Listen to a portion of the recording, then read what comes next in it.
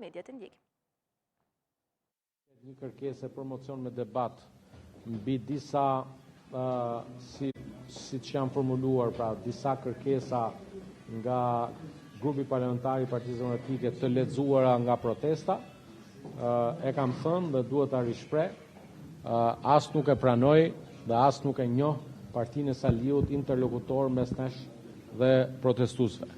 Dhe ndërkohë pozicionin tim personal e dini fare mirë lidhur me këtë protest, respektoj të gjithë ata që dolën protest për çështje që lidheshin me shqetësime, dyshime lidhur me respektimin e normave mjedisore në një investim të domosdoshëm jetik për ekonominë e vendit në Zvërnec, një investim që do të bëhet domosdoshmërisht, sepse është një mundësi e madhe për Shqipërinë që vjen një herë, nuk e di në sa dekada, dhe ndërkohë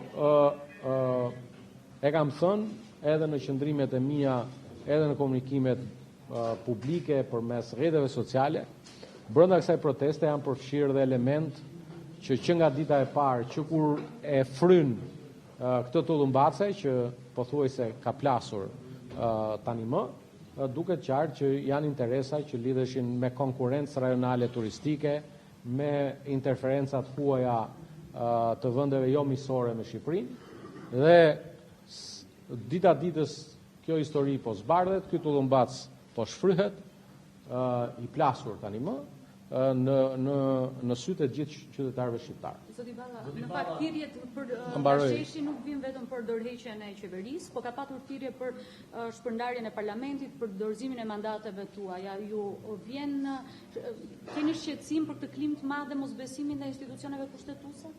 A mund të bëj edhe një pyetje për herë të parë një time? Kush e bën këtë thirrje? Protestuesit nga sheshi. Kush? Dje kam dëgjuar një prej atyre që mban veten për